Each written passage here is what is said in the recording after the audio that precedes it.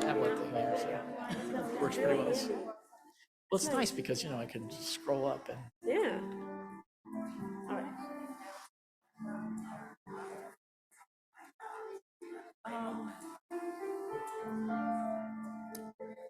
Let's hold it a minute. Make sure it's close.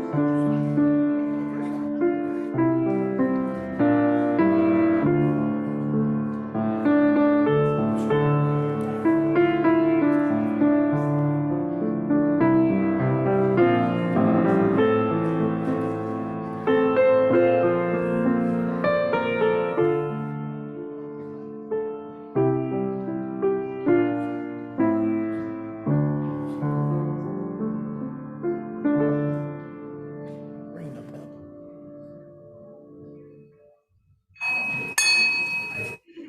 Okay. Welcome. Welcome to Albany Unitarian Universalist. My name is Reverend Sam Trumbore, and I serve as the minister of this congregation.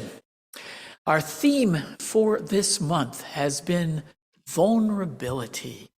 And today we're going to take a deeper dive into that theme than we have up till now and examine how Unitarian Universalism responds to the existential human conditions of birth and death. William Safford captures the uncertainty of life in his poem, Yes. It could happen any time. Tornado, earthquake, Armageddon. It could happen. Or sunshine, love, salvation. It could, That's why we awake and look out. No guarantees in this life, but some bonuses, like morning, like right now, like noon, like evening. On one level, vulnerability is a negative to be avoided. But on another level, it is a means of growth and development. The contemporary guru of vulnerability is Brené Brown. She writes, "Society has has taught us that vulnerability is synonymous with weakness. But it's just the opposite. Vulnerability is the willingness to show up and be seen by others in the face of uncertain outcomes. There's not a single act of courage that doesn't involve vulnerability. So I invite your courage this morning and a willingness to encounter vulnerability as we join together in the celebration of life. Morning. This morning the choir will be singing a song for you called Gentle Words. As we invite vulnerability into our lives, we have to remember that the words that we speak matter. So this song will give us a little bit of a reminder on our gentle words.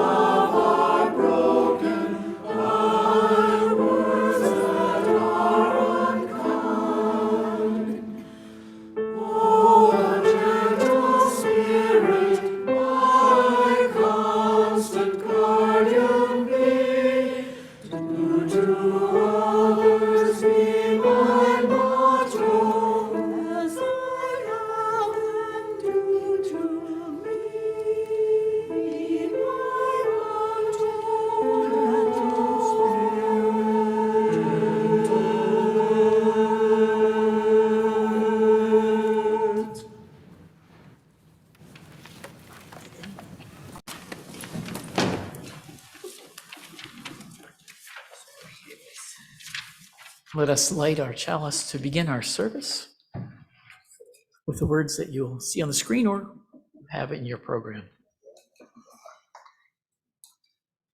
Welcoming all free seekers of truth and meaning, we gather to excite the human spirit, to inspire its growth and development, to respond morally and gratefully to a troubled world, and to vital and nurturing religious community. We have a little different kind of experience this morning for our first hymn, and Annie is going to introduce it to you.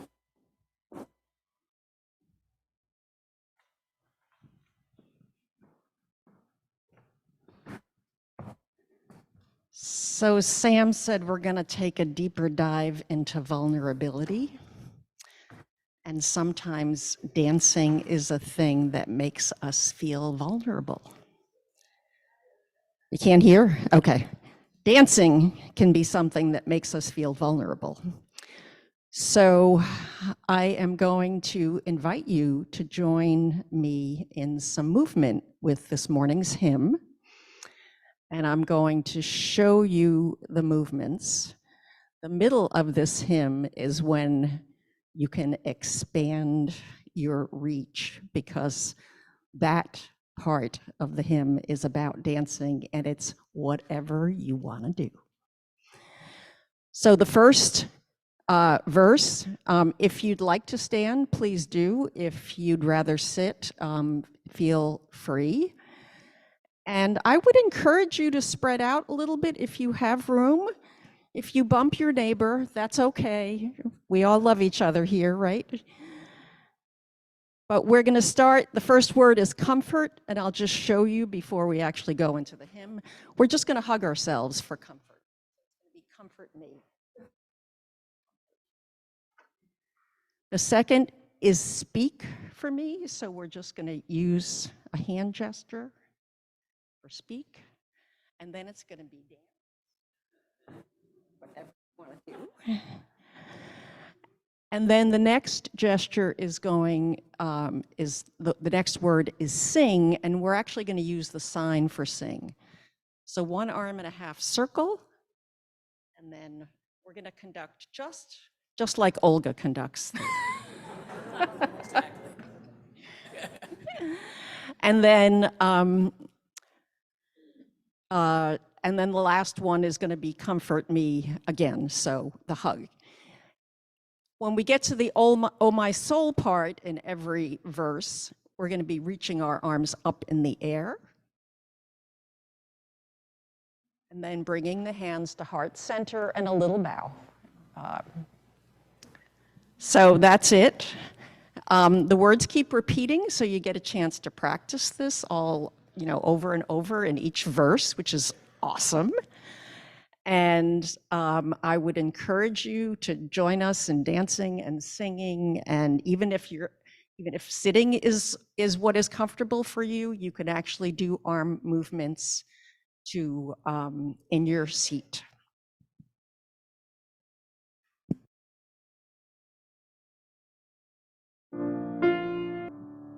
Trying out the different microphone here today. So this reading this morning comes from a book of sermons by the Reverend Max Coots, who retired about 25 years ago from the Universalist Church in Canton, New York. Just before this selection that I'm going to read for you, he discussed a long period of history when the existence of God was assumed until the Age of Enlightenment. As we know, some continue to embrace the views from thousands of years ago in a literalist, fundamentalist kind of way, where alternatively, many completely reject the idea of God, and there are some in between. Reverend Coots defines how he has worked out a naturalistic theism. Up until recently, previous generations thought of humanity and our planet as the center of the universe. Today, how can we conceive of such a God in a universe with supernovas and black holes, where we are such a tiny speck, he asks. And yet, something magnificent is happening here, worthy of great appreciation. Coots writes, God, as I conceived God, while evident to me in everything from pansies to planets, obvious to me in the union of egg and sperm that gives life, and even acceptable to me in cancer cells that take life, was indifferent to me and mine. God, as I conceived God, did not care. That was obvious to me. There was no inevitable law of justice as there was of gravity. Good people died young. The bad prospered. Idiocy held office, and war dominated nations. However wondrous nature seemed to be. Then I realized I was only looking at the transcendence of God. Only looking at the transcendence of God, God of the expanding universe, God of the million years of evolution, God of the DNA of trillion cells. I was forgetting the immanence of God. Oh, I don't mean the old notions of immanence in which God intervened supernaturally in human life like some kind of a heavenly busybody. I mean, if I saw God incarnate in what, from a human perspective, were transcendent forms and forces like stars and cells, I should also see God in those most immanent incarnations that we call you and me. We are part of it all. Moreover, we are part of those bits of life that care or could care, that love or could love, that are not indifferent. If we want the hand of God working in human life, healing, comforting, building, loving, it is there at the end of our arm. If you can believe that you and you and you and I are no less manifestations of God than are the galaxies, then God is only as indifferent as we are. So let us ponder those words as we take in this spoken meditation. Ramadan begins this coming week, and I thought I'd recognize that event with an Islamic-based prayer from the Sufi tradition that I came to know through the Murshid Samuel Lewis, initiator of the Sufi order that I was active in when I lived in California. This prayer has stayed with me from that time, and I still recite it on a regular basis because I love the spirit of the words. Let us turn inward to receive them. O thou, who art the perfection of love, harmony, and beauty, Lord of heaven and of earth, open our hearts that we may hear thy voice, which constantly cometh from within. Disclose to us thy divine light, which is hidden in our souls, that we may know and understand life better. Most merciful and compassionate God, give us thy great goodness. Teach us thy loving forgiveness. Raise us above the distinctions and differences that divide us. Send us the peace of thy divine Spirit, and unite us all in thy perfect being. Let us take these words and our own thoughts and reflections and prayers into a time of silence, and we're going to go to Mecca for our silent meditation.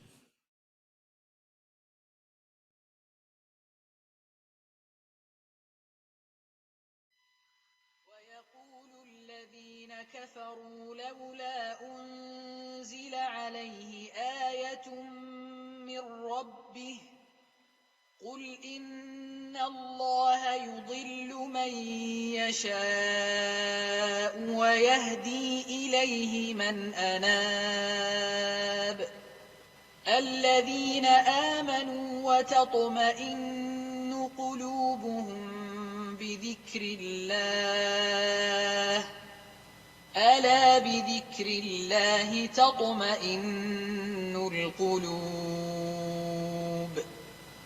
الذين آمنوا وعملوا الصالحات طوبى لهم وحسن مآب كذلك أرسلناك في أمة قد خلت من قبلها لتتلو عليهم الذي أوحينا إليك وهم يكفرون بالرحمن قل هو ربي لا إله إلا هو عليه توكلت وإليه متاب ولو أن قرآنا سيرت به الجبال أو قطعت به الأرض أو كلم به الموتى بل لله الأمر جميعا أفلم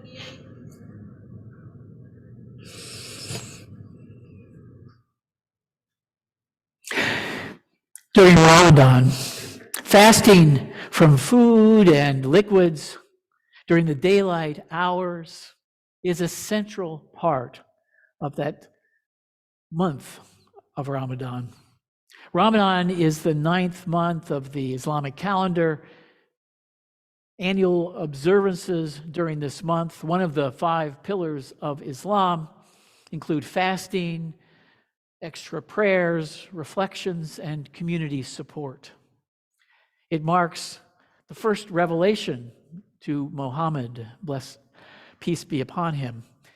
The purpose of fasting includes making more time for study, recitation of the Quranic verses. Sometimes people will recite the whole thing during Ramadan, prayer, and renewing one's faith. It is also an exercise in vulnerability.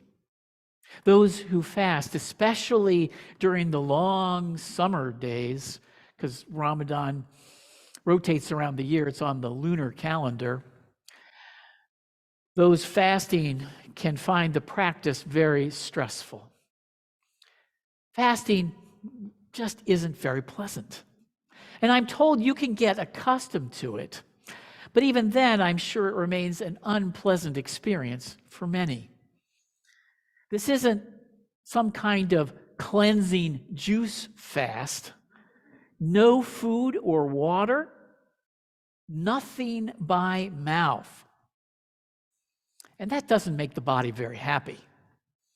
People overcompensate by having enormous breakfasts before the sun starts rising, and then gorging on food after the sun sets. It's not unusual for people to gain weight during Ramadan. Other Abrahamic traditions also observe fast days. Theoretically, Christians are fasting during Lent, and Jews, of course, during Yom Kippur, fast for 24 hours. So those of us who are enjoying 3 meals a day on a regular basis, every day, just can lose connection what it feels like to be hungry. Fasting can remind us of just how vulnerable we are. And it is not our nature to want to be reminded of our vulnerability. We would rather not be reminded that our bodies are needy. They are easily threatened by temperatures that are either too warm or too cold, too hot, and there's the danger of heat exhaustion, too cold, you might get frostbite. Spending more than a couple of minutes underwater will make anyone remind them of the preciousness of breath. Shock waves and sharp objects can do internal damage to the internal organs. Falling down can break bones. The aged are often hyper-aware of how vulnerable their bodies are to harm. So thinking about these dangers all the time can be quite stressful.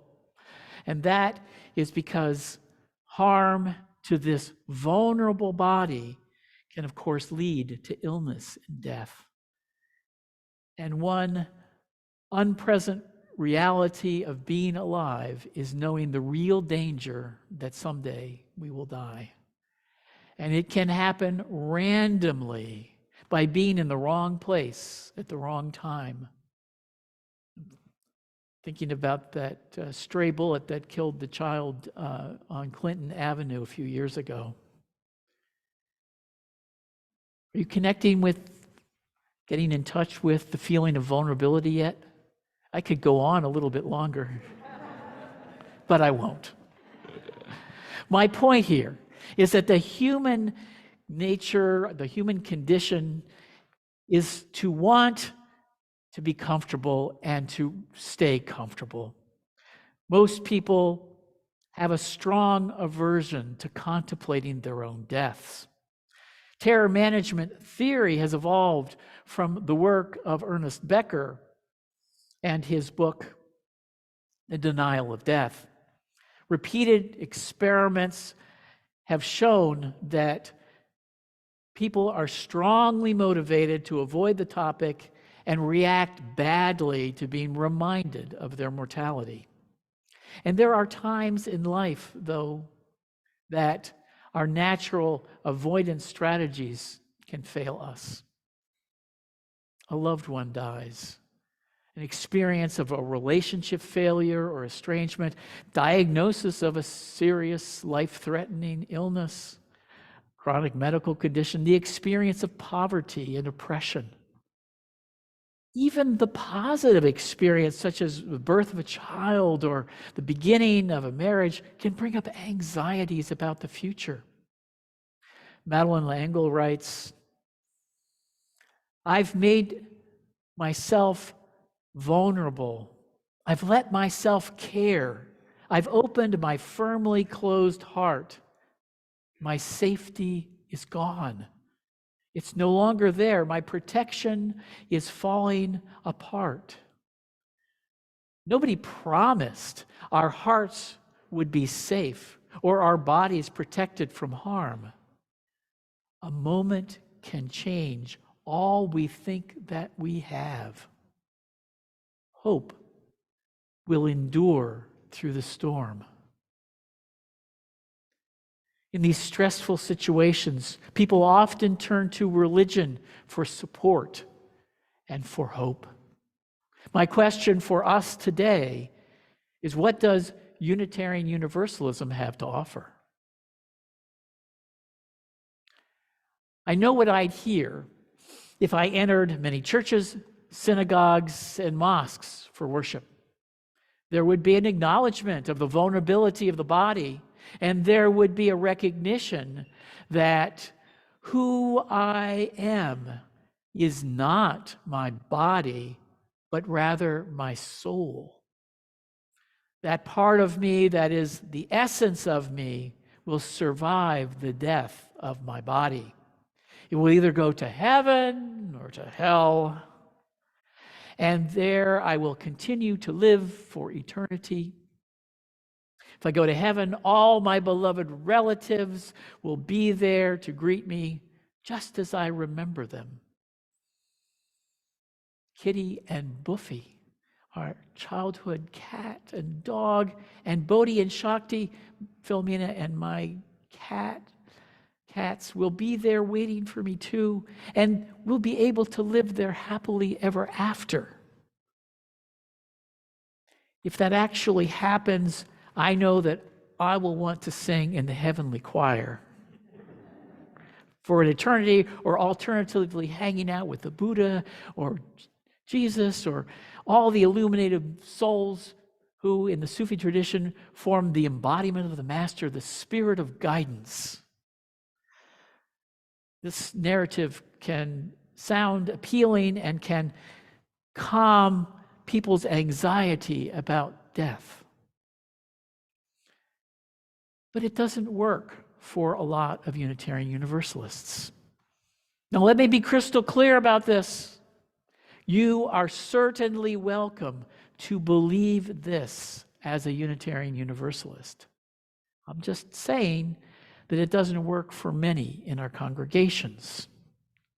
Many UUs are influenced by the results of science and the rational pursuit of truth. So far, scientific methods haven't been able to discover a measurable part of us that contains a soul, nor has a place such as heaven or hell been located. The vastness of the universe has persuaded many of us that an anthropocentric religious approach we inherit doesn't stand up so well to modern cosmology. Yes, those texts can have beautiful metaphorical content, very meaningful content in them. But they do not line up well, literally, with our expanding understanding of the laws of physics, chemistry, and biology. So instead of relying on ancient stories and prophetic words from thousands of years ago, many Unitarian Universalists have been reworking the concept of God more along a naturalistic theism of what I read this morning by Max Kutz. Instead of seeking God out there in the stars, the place to find God is emanating from within us and from you and from me. It is as an immanent quality of existence that arises in the moment. The promise I recognize many Unitarian Universalists are offering is being part of a greater whole of which we are an integral part, a part that cannot be separated from that whole. And one path to it is through the experience of vulnerability. Brene Brown researches this power of vulnerability, and she writes, "Vulnerability is the birthplace of love, belonging, joy, courage, empathy, and creativity. It is the source of hope, empathy, accountability, and authenticity. If we want greater clarity in our purpose or deeper and more meaningful spiritual lives, vulnerability is the path." Poet David White writes, "The only choice we have as we mature is how we inhabit our vulnerability, how we become larger and more courageous and more compassionate through our intimacy with disappearance. Our choice is to inhabit vulnerability as generous citizens of loss, robustly and fully, or conversely, as misers and complainers, reluctant and fearful, always at the gates of existence, but never bravely and completely attempting to enter, never wanting to risk ourselves, never walking fully through the door."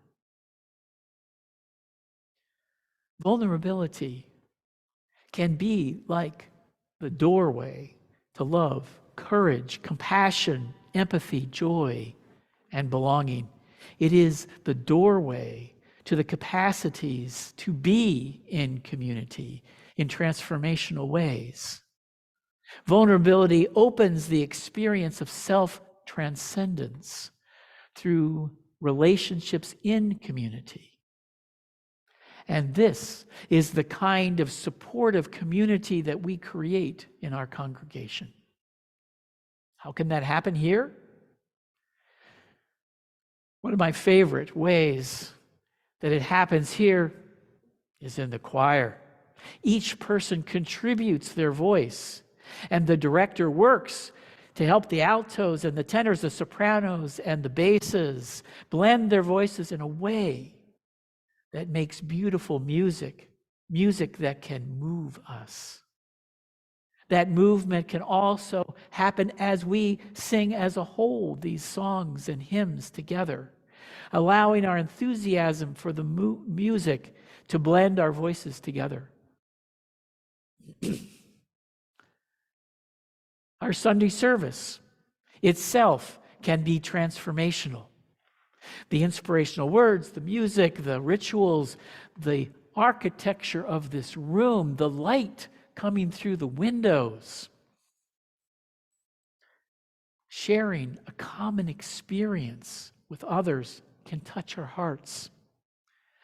Beyond the service, working on a team or a committee or in a group project or showing up together at a demonstration at the Capitol can also create a support that creates this sense of community. I've heard again and again from people who've been supported by our caring network in their time of need, with meals, with a ride, or with shopping trips, or how that's eased their situations. Or our pastoral care associates make a difference in the lives of people going through difficult times. And I also hear from the participants, both in the caring network and the pastoral care associates, that they often receive more than they give. Small groups are critical areas where building transformative community happens. Wellspring and Meeting Matters deal with the big questions of life and make space for people to be vulnerable with each other. The discussions in our children and youth programs on Sunday morning can create beautiful moments of multi-generational community. And it can happen in the intimacy of one-to-one conversations by those who bring an open and inquisitive mind to life's most persistent questions, open to being changed by the other. This is the creative interchange that Unitarian theologian Henry Nelson Wyman celebrated. Brené Brown sums up so well how our congregations strive to do this in so many different ways. Spirituality emerged as a fundamental guidepost in wholeheartedness. Not religiosity, but the deeply held belief that we are inextricably connected to one another by a force greater than ourselves, a force grounded in love and compassion. For some of us, that's God. For others of us, it's nature, art, or even human soulfulness. I believe that owning our worthiness is an act of acknowledging that we are sacred. Perhaps embracing vulnerability and overcoming numbing is ultimately about care and feeding of our spirits. I'd also like to repeat what Max Kutz said. If I saw God incarnate in what, from a human perspective, were transcendent forms and forces like stars and cells, I should also see God in those most imminent incarnations that we call you and me. We are part of it all. Moreover, we are those bits of life that care or could care, that love or could love, that are not indifferent. If we want the hand of God working in human life, healing, comforting, building, loving, it is there at the end of your arm. Better than the hope of eternal reward is entering into lived experience of love and compassion. Beloved community experienced in a Unitarian Universalist congregation can be a salve to the Spirit. I'll close with these inspired words by the Reverend Dr. Forrest Church. The surest path to God, or the sacred, or the holy, is to follow not the logic of our minds, but the logic of our hearts. All of us suffer. We are broken and in need of healing. We struggle to accept ourselves and forgive others. We struggle to, and aware of our imperfections, we seek more perfect faith, hope, and justice. At our best, we feel our love in others' hearts and rise together to answer the urgings of conscience. We discover the holy, the healing and saving power by acting in harmony. We are born into a great mystery. we die into a great mystery. In between, in that little dash between the dates on our tombstone, what we know of God, we learn from lessons of love. God is not all-knowing or all-powerful, but all-loving and all-merciful.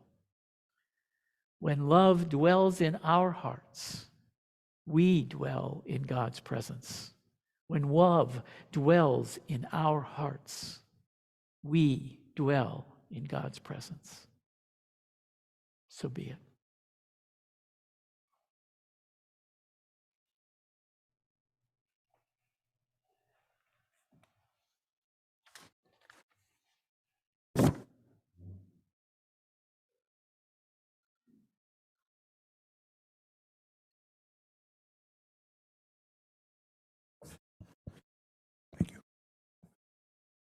Good morning.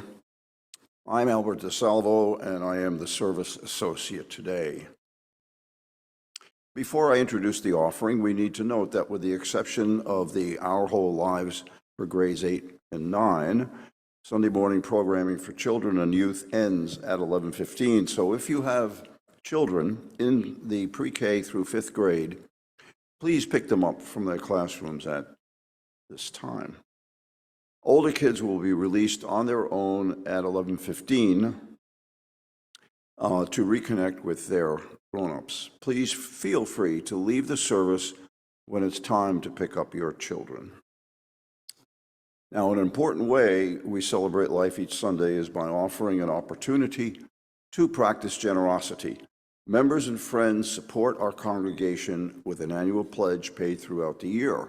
And another way to support the good work of this congregation is by making a generous contribution as we pass the plate, or by way of one of the options that is shown on this slide coming up.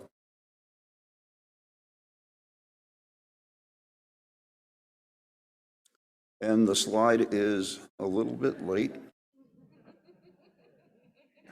Probably didn't get into daylight savings time until now. If you are joining us virtually, you can click on the tiny URL link in the chat window to contribute, or you can send a text to the number shown on the screen. The examples on the slide show you how to label your text to indicate the amount and the purpose of your gift. And while you're thinking of doing that, I am going to call upon Kate Pierce, and she's going to talk with you about our stewardship campaign.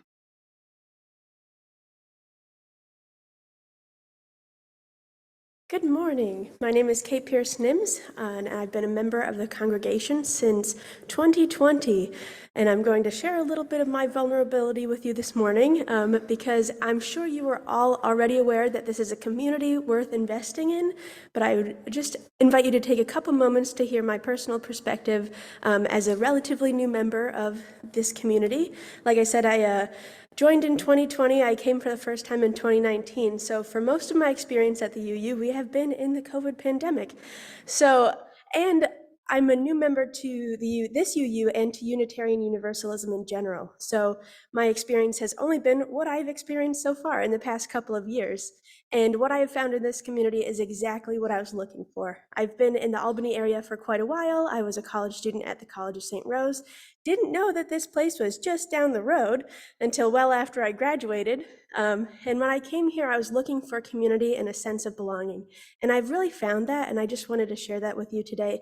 And why I like to invest in this community is because of how welcoming we are and how I can share experiences with friends and with new folks that I have yet to meet, and also have an opportunity to provide service and to receive assistance with some of the troubles in my life. So most of the time I'm up in the balcony on Sundays or over here in the choir. So those are the two pieces of the UU that I'm highly involved in making sure that the Zoom program goes out smoothly, and that is a shining joy in my life. I love that. So when you hear me on Sundays saying, "We have no raised hands on Zoom," that is a huge joy. I have a lot of folks who will say, thank you so much for doing that and providing for that. And I just like to thank you for that opportunity that I have to serve this community. And I also am an active member in the choir. I actually became a member of the choir before I became a member of the UU in general. And I have felt so supported and so welcomed in the music program here. I've also had an opportunity to shake the dust off of my saxophone, and looking forward to more opportunities if you will indulge me with that. And also, just on a vulnerable and personal note, I am 18 weeks pregnant, and this is the most vulnerable I have felt in my life so far. But one thing that provides me comfort is knowing that this community is here and how so many folks have been so helpful and so concerned for my well-being. There doesn't come a Wednesday choir rehearsal or a board meeting that I attend or a Sunday where I don't hear somebody say, "How are you doing? How's the nausea?" And it's pretty terrible.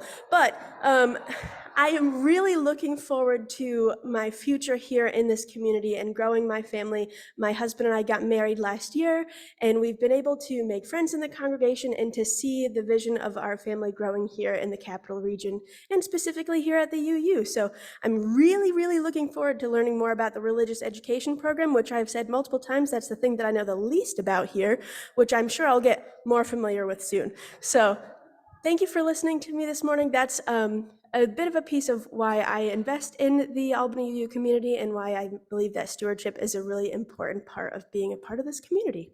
So thank you.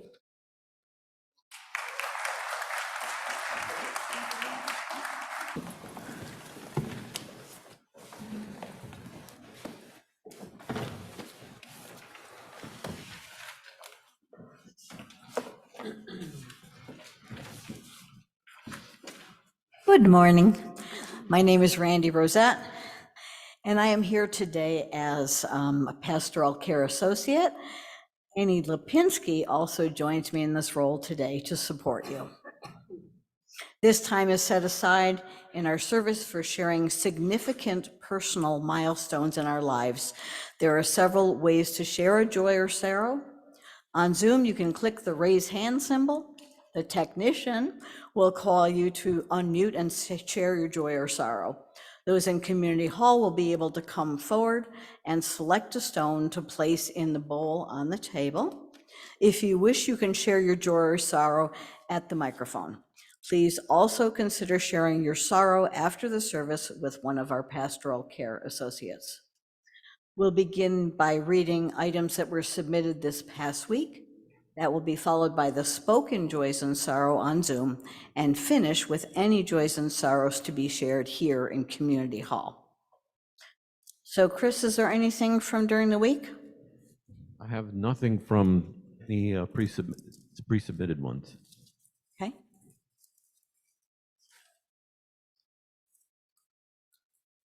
Is there anything on Zoom? We have nobody on Zoom that's raising their hand for sharing. Okay, so you're welcome to come up here. Anybody would like?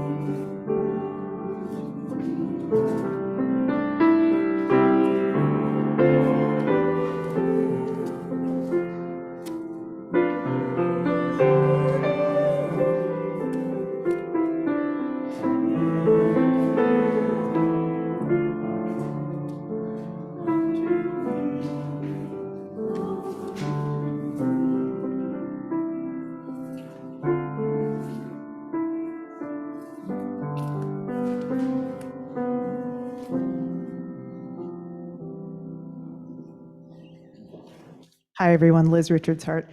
I have both a joy and a sorrow today. I think almost nearly every service I move a stone, but I've never spoken. So if I have both, if I may. I'll start with the sorrow. Thursday of this past week, Octavia's donor grandfather died on his 85th birthday, and it was really sudden. He was really special to us, and we didn't expect him to become so close as chosen family. Jewish folks have this term, mishpacha, which means extended family, family all around, and we all decided it wasn't really, didn't really categorize what we were to each other. So we will really miss him. My joy is that I'm just so grateful for this community, and I think aligned with the theme of the month, I was very vulnerable recently. I had a scheduled surgery in mid-December that was much more complicated than my doctor expected. And then 5 days later, I was having emergency surgery for a hernia that I got because I choked on water and had violent coughing fit. And it was the lowest I've ever been physically and probably mentally and emotionally as well. It was really hard on Allison, and I think, you know, so many people came to support us from this congregation and in our other communities, and not just supported me. I'm grateful for the support I received, but also for the support that Allison and Octavia received. So thank you all. Hi, a lot of you know me for a lot of years. I had a big boulder taken off my shoulder this Tuesday. Oh, I had a big boulder taken off my shoulders this past Tuesday when I was released from parole. It's great.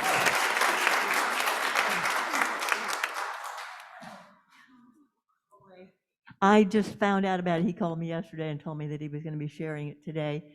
And so I thought we all would want to acknowledge that with Paul and share his joy. And what an important part of our congregation you have been. So I wanted to thank you for who you are and congratulate you.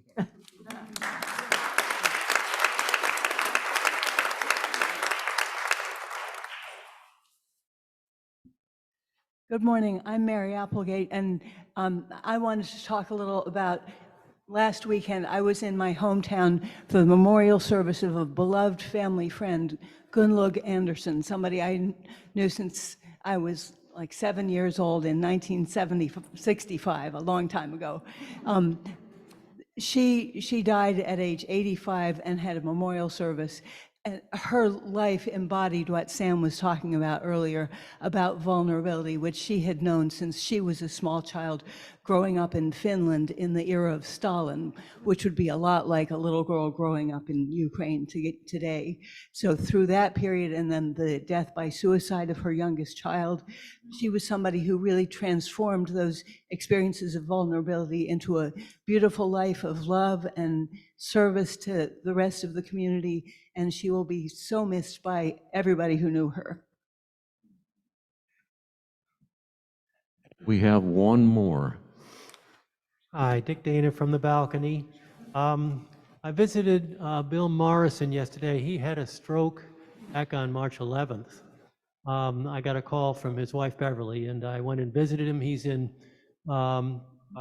Sunnyview, a rehab hospital in Schenectady, and she suggested that friends should come visit. I did visit him yesterday, and I think he would welcome visitors of any friends.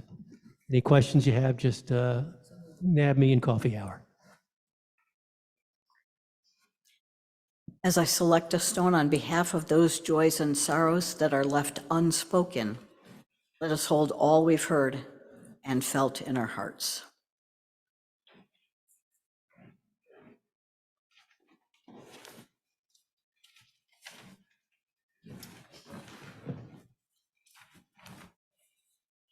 And let us turn inward to receive these inspired words by George Bernard Shaw.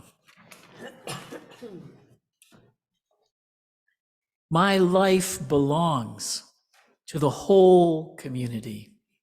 And as long as I live, it is my privilege to do for it whatever I can.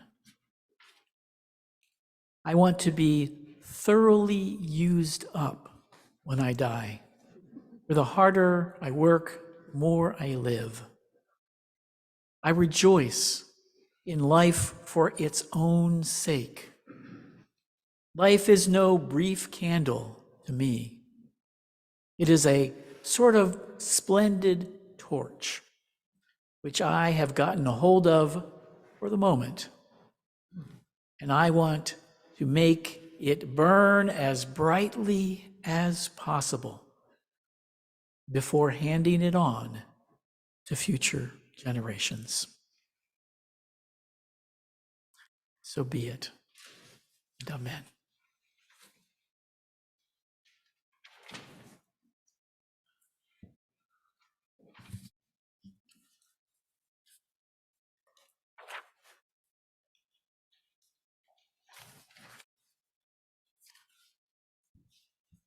We'd like to get to know guests and visitors to our service. So if you'd like to tell us who you are or where you're from, those here in Community Hall should stand or raise your hand. Dawn, our head usher, will bring you a microphone so that everyone can hear you. Those joining us on Zoom can click on the raise hand symbol. Our technician then will invite you to unmute and introduce yourself. You can also click on the visitor link you'll find now in the chat window. Anyone in Community Hall who's new or would like to say hello?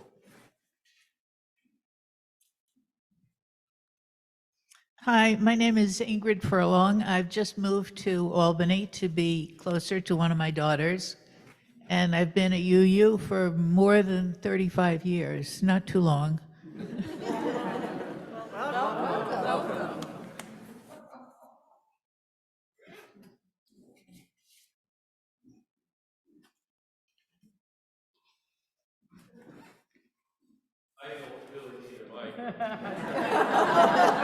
Okay. I'm Bart Bales visiting from Greenfield, Massachusetts. I'm a bit attached to someone in the chorus wearing a green shirt, Ruth. Thank you for having me here. Welcome. And I brought along my adopted niece, Melissa, with me today as a visitor.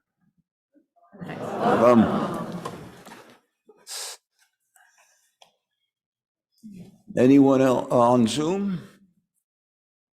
No one has raised their hand. Okay. Thank you, and welcome to all who have joined us today. If you'd like to learn more about our congregation or Unitarian Universalism, you can stop by the table in the lobby and speak with Barbara Manning, our welcome table host. On Zoom, you can find in the participant window someone with welcome before their name, and you can reach out to that person in the chat window. There will also be opportunities to socialize and welcome newcomers after the service, both for those on Zoom and those here in Community Hall.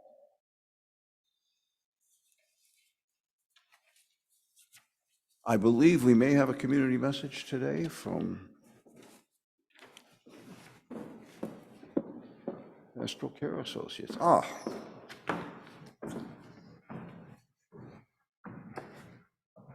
Good morning, everyone, again. Annie Lipinski. I'm one of the Pastoral Care Associates in this congregation. Sam talked about us during the sermon today. We are hosting coffee hour, so just to let you know that we are really good bakers and you can feast.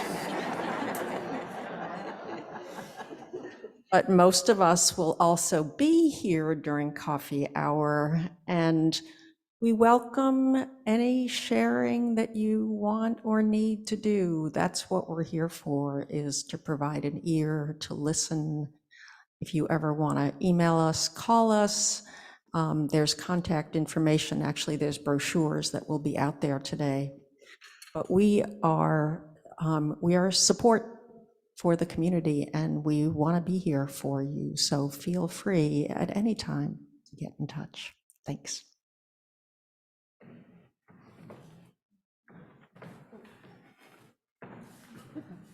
I apologize, I just forgot.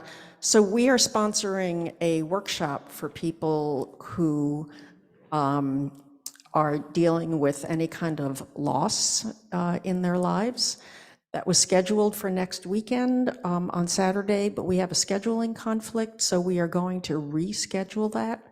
You'll get an email about that shortly, and I will email anybody who's signed up for the event and let them know. Thank you.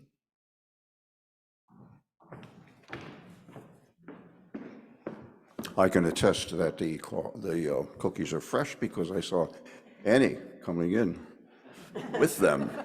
But don't all rush away yet.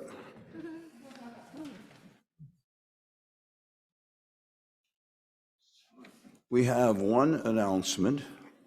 This may be the most important announcement we've had this church year. As you may have heard, our beloved church administrator, Tammy Goddard, is moving on to new opportunities.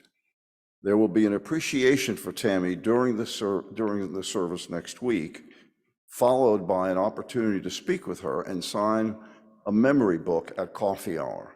All are welcome as we wish her well on her new adventure. If you'd like to contribute to a gift for Tammy, please contact our Director of Religious Education, Elizabeth Baldus, at dre@albanyuu.org.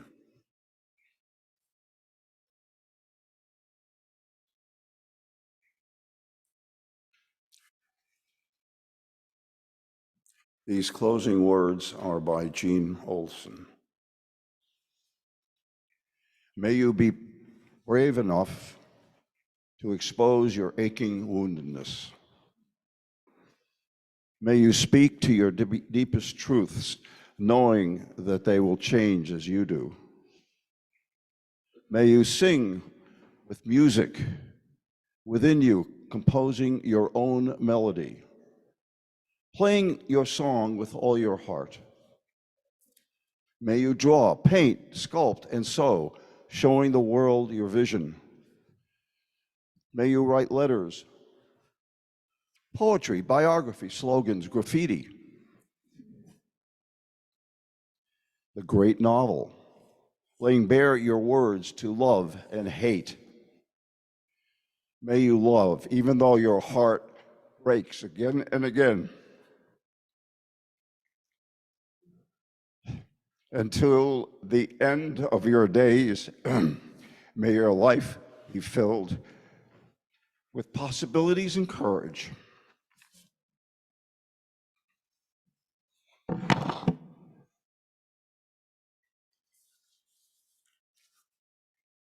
Other announcements, I draw your attention to those that will appear on the screen. And our closing hymn, please rise in body and spirit, lean on me.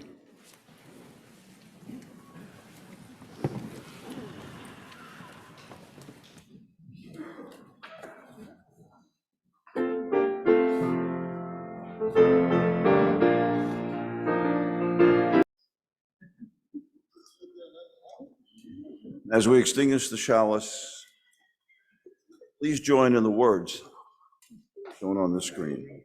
We extinguish this flame, but not the light of truth, the warmth of community, or the fire of commitment.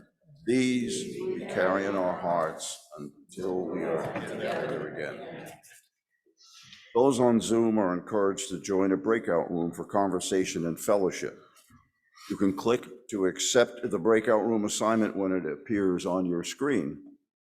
Those in Community Hall here are invited to attend coffee hour.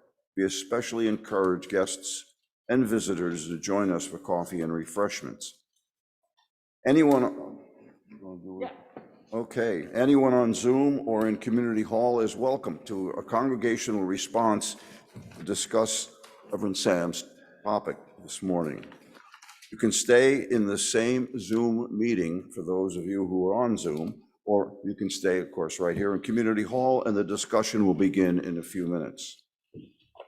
Those wishing to socialize with others are asked to exit Community Hall so that the congregational response can start promptly. We're glad you all joined us today, and this concludes our service.